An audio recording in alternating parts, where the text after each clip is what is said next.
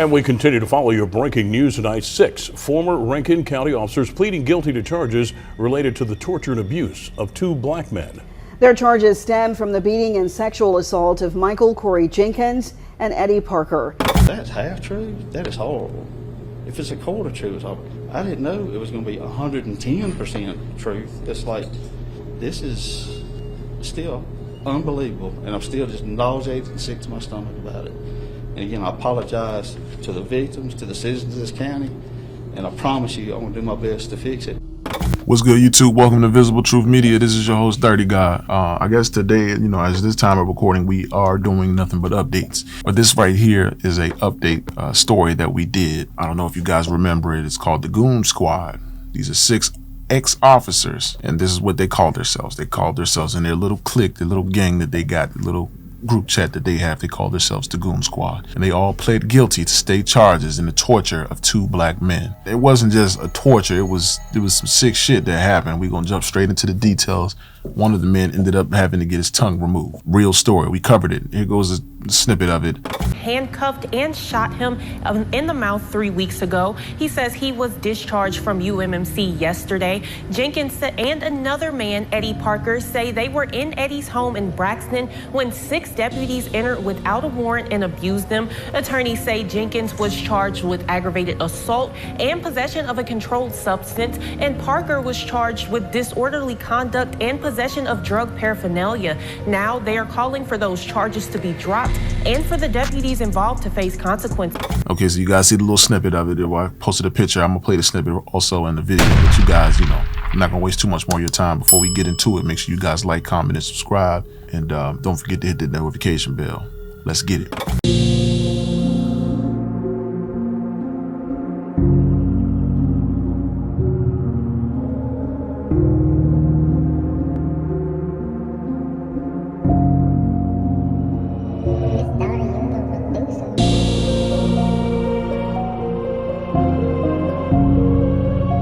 6 former Mississippi law enforcement officers pleaded guilty Monday to all state charges against them, stemming from the torture of abuse this year of 2 black men, one of whom was shot in the mouth. And that's what I was telling you guys about. He had to get his tongue removed. Their pleas came after their former officers, 5 of them deputies for the Rankin County Sheriff's Office. The 6th officer for the Richland Police Department pleaded guilty this month to federal charges in connection to the same January incident which the victims have claimed was motivated by their race. Former deputies, and here they go right here, Christian Dedman, Hunter Elward, Brett McAlpin, Jeffrey Middleton, Daniel Opdyke, and ex-police officer Joshua Hartfield were each charged with the conspiracy to commit obstruction of justice, according to a news release from the Mississippi Attorney General Office. Mississippi. There you go. I keep telling y'all about Mississippi, but anyway, let's get back to the story. Additionally, Dedman was charged with a home invasion, and Edward was charged with the home invasion and aggravated assault. The release says McAlpin, Middleton, Opdyke, and Hartfield each faced an additional charge of first-degree obstruction of justice. All 6 appeared with their attorneys in Rankin County Court Monday, shackled at the wrist and wearing prison jumpsuits. Look how that all turned around. The names of the county jails in which they are being held were covered by duct tape. The former officers pleaded guilty to federal charges in the case in which the U.S. prosecutor said the former officers kicked down the door of a home in Braxton, Mississippi, where the black men were living, and assaulted them for 2 hours. The officers did not have a warrant, and some called themselves the Goon Squad because of their willingness to use excessive force and not report it. The 6 officers were charged with a combined 13 felonies in connection with the torture and physical abuse of the 2 men that night. CNN reached out to the attorneys for each of the men for comment, but did not receive a response from those representing McAlpin and Dedman. For attorneys for Middleton, Edward, and Hartfield declined to comment as well. An attorney for Opdyke said that the former officer has admitted to his wrongdoing and will plead guilty to all charges against him in Rankin County Circuit Court. He takes responsibility for his part in the horrific harms perpetrated on Mr. Jenkins and Mr. Parker. The victims, Michael Jenkins and Eddie Parker, filed a lawsuit in June alleging the officers illegally entered their home and handcuffed, kicked, waterboarded, and tased them and attempted to sexually assault them over for nearly 2 hours before one of the deputies put a gun in Jenkins' mouth and shot him. The deputies and their repeated use of racial slurs in the course of their violent acts were oppressive and hateful against their African American victims. Parker enjoyed seeing the walk of shame during the plea hearing. I hope this is a lesson to everybody out there that justice will be served. So a quick recap for how the abuse and shooting unfolded according to a federal charging document, and we did cover this story. I'm gonna play a little snippet from it. So Deadman texted Edward Middleton and Opdyke on January 24th about going to a property in Braxton to resolve a complaint received by McAlpin. McAlpin's white neighbor told him that several black men were staying at a white woman's home and reported seeing suspicious behavior. Deadman warned the deputies that there might be surveillance cameras on the property, telling them to knock on the door instead of kicking it down if they saw any. Otherwise, they could barge in without a warrant, the document continued.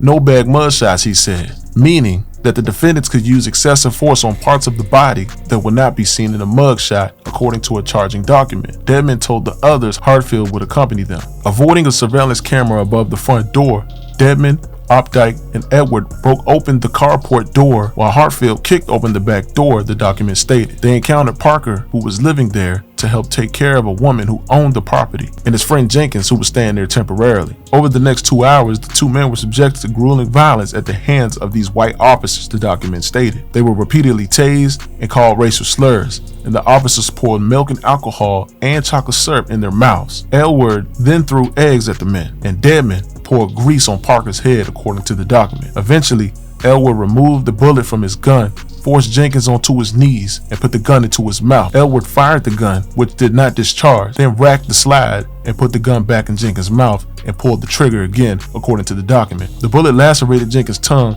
broke his jaw, and went out the back of his neck. According to the charging document, the officers then devised the cover story and discussed planting a gun Middleton had in his patrol car on Jenkins. Instead, Edward planted a BB gun, and the officers discharged one shell casing, the document stated. Hartfield threw the men's soiled clothes in the woods and took the hard drive from the home surveillance system before throwing it in the creek. Bracken County Sheriff Brian Bailey announced in June the deputies had been fired, though he did not say how many or their names. The Richard Police Department announced in July that Hartfield, who was off duty at the time of the alleged assault, had resigned. Guys got going back into the same story, but this is pretty much an update to it.